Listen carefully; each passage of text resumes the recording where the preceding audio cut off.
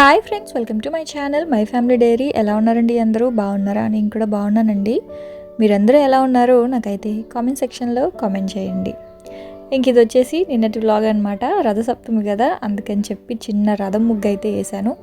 యాక్చువల్గా ఎర్రమట్టి అదంతా అలికి కింద పైన బియ్యం పిండితోటి ముగ్గులాగా పెడదాం అనుకున్నాను. కాకపోతే కుదరలేదు, లేట్ అయిపోతుంది. ఒకవైపు ముగ్గు వేస్తున్నాను, ఇంకోవైపు ఏమో వీళ్ళకి లంచ్ బాక్స్ ప్యాక్ చేయాలి కదా. సో ఇంకా టైం అయిపోద్ది, పూజ లేట్ అయిపోద్ది అని చెప్పి రిస్క్ చేయకూడదు రాని పని అని చెప్పి ఇంకా నార్మల్గానే వేసేసాను చిన్న ముగ్గు. ఆ తర్వాత మేడ మీద రోజా పూలు అయితే వచ్చాయి. సో ఆ రోజా పూలు అలాగే కొన్ని చామంతి పూలు ఇంట్లో ఉంటే అవన్నీ పెట్టి పూజ చేసేసుకున్నాను. నైవేద్యం అయితే ఏం చేయలేదండి, అంటే మామూలుగా కొంచెం పరమాన్నం లాగా వండుతాం కదా. అయితే ఇంక ఇవాళ ఏం చేయలేదు, ఎందుకంటే పిల్లలు తినరు, మామయ్య తినరు, నేను కూడా తినను నిజానికి చెప్పాలంటే. మా వారు ఒక్కళ్ళే తింటారు, అది కూడా చాలా కొంచెము. చేసి ఎందుకు వేస్ట్ చేయడం అని చెప్పేసి ఇంకా నైవేద్యాలు అయితే నేను పెద్దగా చేయను, అంటే స్వీట్ కదా, చేయలేదన్నమాట. ఇంకా ఫ్రూట్స్ వరకు పెట్టేసి ఇంక ఇలాగా సింపుల్గా పూజ అయితే చేసుకున్నాను. సో మీరందరూ ఎలా చేసుకున్నారు అనేది నాకైతే కామెంట్ సెక్షన్లో కామెంట్ చేయండి. ఇంకా రథసప్తమి వచ్చేసింది కాబట్టి ఎండలు కూడా స్టార్ట్ అయిపోయినట్లే. సో ఇంకా సమ్మర్ ఎలాగో వస్తుంది కాబట్టి సమ్మర్ కోసం నేనైతే ఒక 4 డ్రెస్సెస్ అయితే తెప్పించుకున్నానండి, కాటన్వి. చాలా బాగున్నాయి, ఒకసారి మీతో కూడా షేర్ చేద్దామని చెప్పేసి ఇంకా తీస్తున్నాను అనమాట. సో అన్నీ రీజనబుల్ ప్రైస్కే, కాకపోతే ఇప్పుడైతే ఆ ప్రైస్కి లేవు. కానీ ఇప్పుడు నేను మీకు ఎందుకు చూపిస్తున్నాను అంటే, మీకు ఒకవేళ ఎవరికైనా సరే కాటన్ వేర్ నచ్చింది అనుకోండి, ఇవనే కాదు, నేనైతే ఏజియోలో తీసుకున్నాను. సో ఏజియోలో ప్రస్తుతానికైతే ఆఫర్స్ లేవు, ఆఫర్ అయిపోయింది. మొన్న రిపబ్లిక్ డేకి ముందు ఆఫర్ ఉంటే నేను ఒక 4 పెయిర్స్ అయితే తెప్పించుకున్నా. సో ఇప్పుడైతే ఆఫర్ లేదు. ఒకవేళ మీకు కనుక నచ్చితే కార్ట్లో యాడ్ చేసి పెట్టుకోండి. అది ఇంకా సమ్మర్ స్టార్ట్ అవుతుంది కాబట్టి ఖచ్చితంగా ఏదో ఒక సేల్ అయితే నడుస్తుంది, సమ్మర్ సేల్ అలాగా. సో అప్పుడు ప్రైస్ డౌన్ అయినప్పుడు మీకు నోటిఫికేషన్ వస్తుంది, అప్పుడు మీకు నచ్చింది తక్కువ ప్రైస్లో కొనుక్కోవచ్చు అనమాట. సో నేనైతే అప్పుడప్పుడు అలాగే చేస్తాను. సో ఈ డ్రెస్ అయితే యాక్చువల్గా ఇప్పుడు మీరు చూస్తున్నారు కదా, గ్రే కలర్ది. సో ఈ డ్రెస్ నాకు సంక్రాంతికి కొనుక్కుందాం అనుకున్నాను. అయితే ఏమైందంటే, మేము ఊరు వెళ్ళే హడావిడిలో సంక్రాంతికి ముందు అంటే డిసెంబర్లో ఇయర్ ఎండింగ్ సేల్ అని చెప్పి పెడతారనమాట. అప్పుడు తీసుకోవాల్సింది, కాకపోతే ఇంకా నాకు టైం లేక నేను తీసుకోలేకపోయాను. మళ్ళీ సంక్రాంతి టైంలో ఆఫర్స్ అయిపోయాయి. మళ్ళీ సంక్రాంతి అయిపోయాక రిపబ్లిక్ డే టైంలో రిపబ్లిక్ డే ఆఫర్స్ అని చెప్పేసి మనకి 26th ముందు వరకు ఆఫర్స్ ఉన్నాయన్నమాట. సో అప్పుడు ఇంకా నచ్చి ఒక 4 పెయిర్స్ అయితే పెట్టుకున్నాను. సో ఇదైతే ఫస్ట్ది గ్రే కలరు కొంచెం క్రీమ్ కలరు మిక్స్ అయ్యి ఇలా ఉంటుంది అనమాట, లాంగ్గా ఉంటుంది. అయితే సైడ్ కటింగ్స్ అయితే వచ్చి ఉంటాయి. పొట్ట దగ్గర చిన్న ఫ్రిల్స్ లాగా వచ్చాయి. చున్నీ చాలా పెద్ద చున్నీ, 3 పీస్ సెట్. నాకైతే 1050 పడింది. ఇప్పుడు దీని ప్రైస్ కొంచెం ఎక్కువ ఉండొచ్చు బహుశా. సో ఎవరికైనా కావాలి అంటే ఒక 200-300 పెద్ద మ్యాటర్ ఏం కాదు, తీసుకోవచ్చు. లేదు ఆఫర్స్లో ఎక్కువ తీసుకోవాలి అనుకున్నప్పుడు అన్ని ఆఫర్లో అనుకోండి, మనకు 1000 రూపీస్ తగ్గినట్లే కదా. సో ఇప్పుడు నాకైతే ఇంచుమించు 1000 రూపీస్ దాకా ఆఫ్ వచ్చిందనమాట ఒక్కొక్క దాని మీద. 4 పెయిర్స్ తీసుకున్నా. ఇదైతే సేమ్, ఒకటి గ్రే కలరు, ఒకటి ఇది వచ్చేసి పింక్ రెడ్ అంటాం కదా, సో అలా మిక్సింగ్ కలర్ అనమాట. కొంచెం డబల్ షేడ్ లాగా కొంచెం మిక్స్ అయ్యి అట్లా వచ్చింది. కాటన్ చాలా మంచి కాటన్ అండి, 100% కాటన్. నాకైతే చాలా బాగా నచ్చింది. ఇందాక చూపించిన గ్రే కలర్ అయితే సేమ్ శ్రావణికి అప్పుడు నాకు నచ్చి శ్రావణికి కూడా పంపించాను లింక్. తను ఏంటి అంటే తను అప్పుడే కొనేసుకునింది, మేము ఊరు వెళ్ళే టైంలోనే పండక్కి ముందే తను కొనుక్కుంది.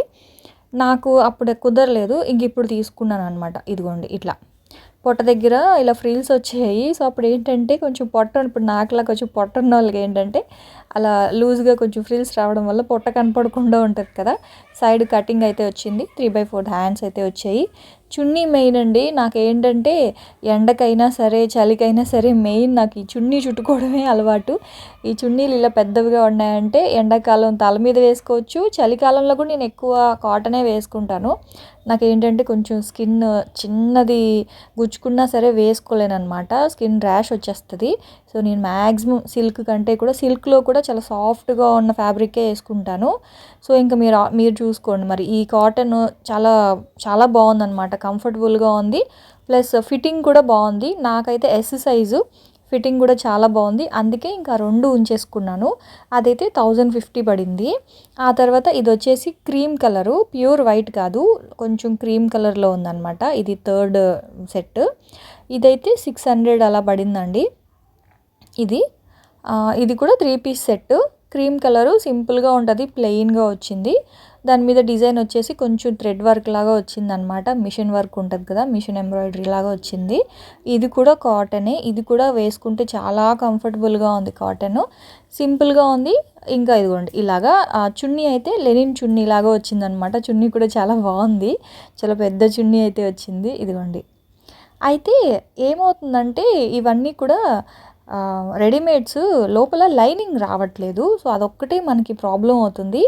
కానీ లైనింగ్ లేకపోయినా సరే మనం లోపల పెట్టికోట్స్ వేసుకోవడం వల్ల బాగానే ఉంటుంది. నేనేమనుకుంటున్నానంటే అంటే మనకి ఫుల్ లాంగ్ లెంత్లో మనకి పెట్టికోట్స్ కావాలి అంటే బయట ఎక్కడ దొరకట్లేదు. సో మనం కనుక ఏదైనా మంచి ఫ్యాబ్రిక్ తీసుకొని కుట్టించేసుకున్నాము అంటే బాగుంటుంది అనిపిస్తుంది. ఇప్పుడు ఇదిగోండి వైట్, ఇది 4th టాపు, అదే 4th పెయిర్ అనమాట. ఇది కూడా అన్ని 3 పీస్ సెట్సే. ఇది కూడా 600 అలాగే పడింది. ఇదేంటంటే మనం ఇలా ప్యూర్ వైట్ వేసుకున్నప్పుడు ఏంటంటే లైనింగ్ లేకపోతే ప్రాబ్లం అవుతుంది కదా. ఇది కూడా కాటనేనండి. ఇది కూడా నాకు చాలా బాగా నచ్చింది. కాకపోతే ఇది సైజు ఎల్ వచ్చింది. నేను చూసే పెట్టుకున్నాను, ఎల్ సైజే ఉంది, ఎస్ లేదు, ఎం లేదు, ఎల్ నుంచే స్టార్ట్ అవుతుంది. అయితే నాకు వైట్స్ ఇష్టం అనమాట. వైట్ బ్లాక్ నాకు చాలా ఇష్టం. కాకపోతే బ్లాక్ ఎక్కువ వేసుకోను, వైట్ ఇలా కాంబినేషన్స్లో తీసుకుంటాను. కాకపోతే ఏంటంటే లైనింగ్ లేదు, దానివల్ల ఏంటంటే కొంచెం పల్చగా ఉంది. సో ఇలాంటివి వేసుకోవాలి అనుకున్నప్పుడు మనం కనుక వైట్లో ఒకటి, బ్లాక్లో ఒకటి, ఇట్లా ఒక 4-5 కలర్స్ ఉంటాయి కదా, క్రీమ్ కలర్లో, అట్లా కొన్ని కలర్స్ కనుక మనం లాంగ్ లెంత్లో కనుక పెట్టికోట్స్ కుట్టించేసుకుంటే ఇలాంటివి వేసుకున్నప్పుడు సపరేట్ లైనింగ్ లేకపోయినా మనకి ప్రాబ్లం ఉండదు అనిపిస్తుంది. సో ఆ పని చెయ్యాలి. ఈ డ్రెస్కి మాత్రం లైనింగ్ ఖచ్చితంగా ఉండాలి. అంటే లైనింగ్ కొంచెం దళసరిగా ఉన్న లైనింగ్ అయితే ఖచ్చితంగా ఉండాలి. కొంచెం వేసుకుంటే మాత్రం అంతగా బాగాలేదు. కానీ ఫ్యాబ్రిక్ చాలా బాగుంది. కాకపోతే క్లాత్ కొంచెం పలచగా అనిపిస్తుంది. కానీ బాగుందండి. 600కి చున్నీ కూడా బాగుంది, ప్యాంట్ కూడా బాగుంది, టాప్ కూడా ఫుల్ లెంత్లో వచ్చింది. చాలా బాగుంది కలర్, అది నాకైతే బాగా నచ్చింది. పైన అంతా కూడా కొంచెం గ్లిటర్ తోటి ఉందన్నమాట డిజైన్ అనేది. చాలా సింపుల్గా క్లాసీగా అనిపించింది నాకైతే. కాకపోతే వేసుకోవడానికి సైజ్ ప్రాబ్లం, ఇంకోటి కొంచెం పలచగా ఉంది. అందుకే ఇంక ఇదైతే మీకు వేసుకొని చూపించలేదు. మిగతా 3 కూడా క్లాత్ అయితే కొంచెం లావుగానే ఉంది, అంత పలచగా అయితే ఏం లేదనమాట. ఈ వైట్ కాబట్టి కొంచెం పలచగా ఉంది. ఇంక ఇది ఆల్టరేషన్ చేయించుకొని చెప్పాను కదా, ఇట్లా కొంచెం లాంగ్ లెంత్లో పెట్టికోట్స్ కనుక కుట్టించేసుకుంటే ఇలాంటి బట్టలు వేసుకున్నప్పుడు మనకి ప్రాబ్లం లేకుండా ఉంటుంది. సో ఇంక అవైతే పక్కన పెట్టేసా. ఆ తర్వాత ఇది వచ్చేసి మా విష్ణుగాడికి, ఇది కూడా ఆఫర్ అండి. ఇదైతే నిజంగా చాలా తక్కువకి వచ్చింది, 50% ఆఫర్లో వచ్చిందనమాట.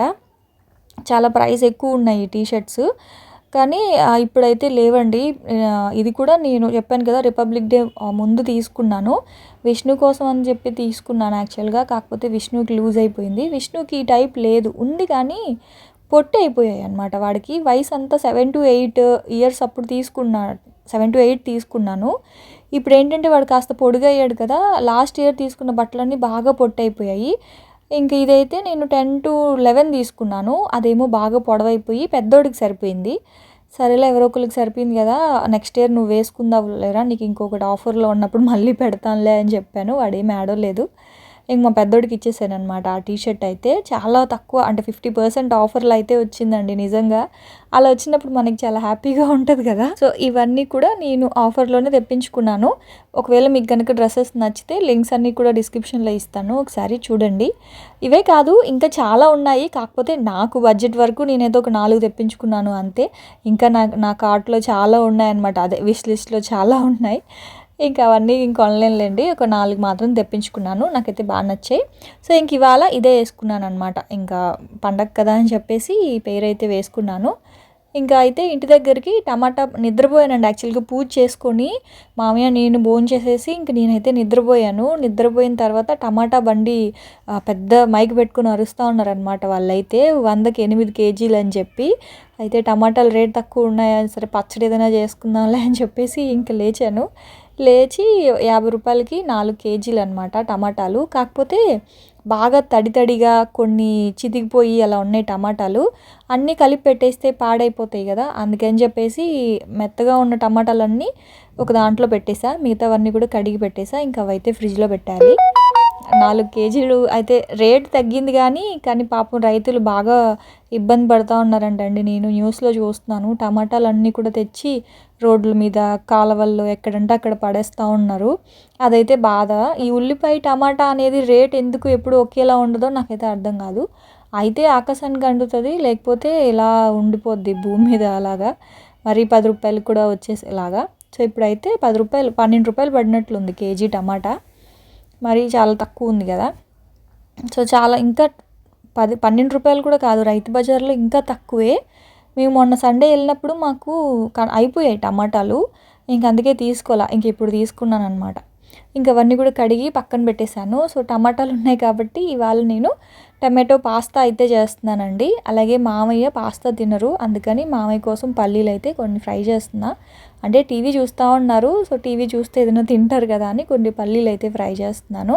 ఇంక ఇక్కడైతే పాస్తా ఎలా చేస్తానంటే, కడాయిలో ఆయిల్, ఒక స్పూన్ ఆయిల్ వేసుకొని వెల్లుల్లి దంచుకున్న వెల్లుల్లి, ఒక 2 చిన్న ఉల్లిపాయలు, ఒక 4-5 టమాటాలు, కొంచెం సాల్ట్ వేసేసి ఇలా మంచిగా కలిపేసి, వాటర్ ఏం వేయాల్సిన అవసరం లేదు, ఆవిరికి మగ్గిపోతాయి అన్నమాట. మూత పెట్టేశాను. అయితే ఇవి నాటు టమాటాలు కదా, కొంచెం పుల్లగా ఉంటాయండి. హైబ్రిడ్ టమాటాలు ఉంటాయి కదా, అవైతే స్వీట్గా ఉంటాయి, పాస్తాకి చాలా బాగుంటుంది ఆ టమాటా అయితే. ఇవి నాటు టమాటాలు కొంచెం పుల్లగా ఉంటాయి కాబట్టి మీరు అందులో పంచదార అయితే వేయాలన్నమాట. పంచదార వేస్తేనే మనకి ఆ పులుపుని కట్ చేస్తుంది, పులుపు అనిపించదు మనకి పాస్తా, లేకపోతే పుల్లగా ఉంటుంది. సో అదొక్కటి మీరు చూసుకోండి. మీ దగ్గర ఒకవేళ హైబ్రిడ్ టమాటాలు ఉంటే దాంతోనే చేయండి, పాస్తా చాలా బాగుంటుంది. ఒకవేళ లేదు అనుకుంటేనే మీరు ఈ టమాటోస్తో చేయండి. టమాటోస్తో చేసినప్పుడు ఖచ్చితంగా పంచదార వేయడం మాత్రం మర్చిపోకండి. ఇంక ఇక్కడ ఏంటి అంటే, ఫస్ట్ నేను అందులో ఏం వేసానంటే గార్లిక్, వెల్లుల్లిపాయ దంచుకున్నాను, అది వేసి 2 ఉల్లిపాయ 4-5 టమాటాలు వేసి మగ్గించుకున్నాను. దాన్ని అయితే పేస్ట్ చేయాలి, మిక్సీలో పట్టేసుకోవాలి పేస్ట్ లాగా. ఈ లోపల అదే కడాయిలో వాటర్ వేసి మ్యాక్రోనీస్ అయితే వేసాను, అవి ఉడకాలన్నమాట. కొంచెం సాల్ట్ కూడా వేసాను. ఇవి ఉడికే లోపల మనము టమాటాని బాగా పేస్ట్ చేసుకున్నాం.